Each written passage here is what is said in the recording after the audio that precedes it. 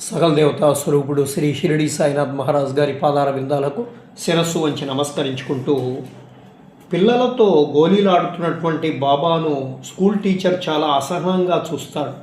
పేరు గొప్ప ఊరు దిబ్బ అన్నట్లు ఊరంతా గొప్పగా చెప్పుకుంటుంటే ఆ బాబా అండపిండ బ్రహ్మాండాలను పాలించేవాడని భ్రమించి దర్శనానికి వచ్చాను.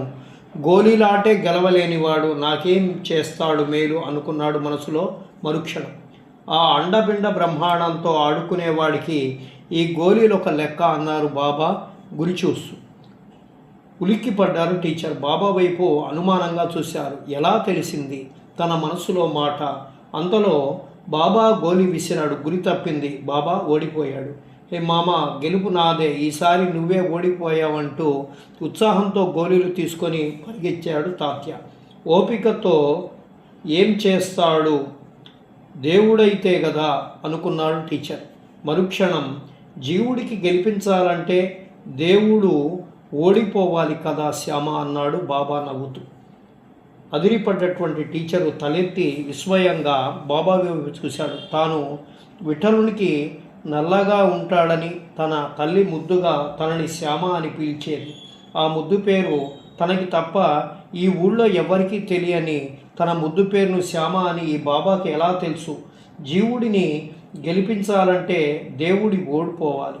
పిల్లల ముఖాల్లో గెలుపు సంతోషం చూడాలంటే బాబా ఓడిపోవాలి. అందుకే బాబా ఓడిపోయాడా అంటే బాబా అండపిండ బ్రహ్మాండాలతో ఆడుకునే దేవుడా?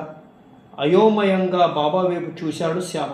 బాబా కొంటెగా నవ్వి, శ్యామ తిరిగి ఇలా ఆలోచించి మనస్సు పాడు చేసుకోకు. నాకు నీకు మనందరికీ భగవంతుడే యజమాని, సబ్కా మాలిక్ ఏక్ అన్నారు బాబా చేతులెత్తి ఆకాశం వైపు చూపిస్తూ. శ్యామ చేతులు జోడించి నమస్కరిస్తూ, బాబా సబ్కా మాలిక్ ఏక్, ఆ మాలిక్ నువ్వే కదా అన్నాడు మనస్సులో. బాబాని నిత్యం దర్శించుకునే భక్తుల్లో శ్యామ ఒకడయ్యారు. అయితే శ్యామ ప్రతినిత్యం బాబాకి సమీపంగా ఉంటూ ఆయన చర్యల్లోని అంతర్యాన్ని అర్థం చేసుకోవాలని తాపత్రయపడేవాడు. కానీ ఎవరి ఊహలకి ఆలోచనలకి అందనంత విచిత్రంగా ఉండేటువంటివి బాబా లీలలని చెప్పుకోవచ్చు. భక్తుల దృష్టిలో అవి భగవంతుడి లీలలు కావచ్చేమో కానీ భగవంతుడివి అవి సహజ లక్షణాలు అన్నట్లు ఉండేవి.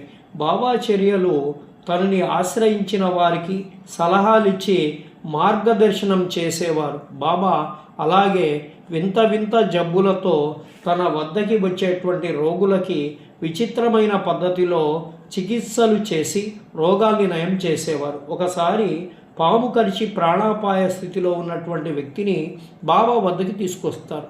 రోగి నురగలు కొక్కుతూ బాధతో మెలికలు తిరుగుతూ బాబా బాబా నన్ను కాపాడు అని ఏడుస్తుంటాడు.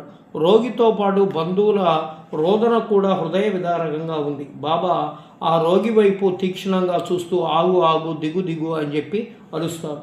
రోగి బంధువులతో వాడు అక్కడే గమనిస్తున్నటువంటి శ్యామ కూడా ఉలిక్కి పడతాడు. బాబా అలా కోపంగా ఎవరిని కసురుకుంటున్నాడు, రోగిన బంధువులన లేక తన?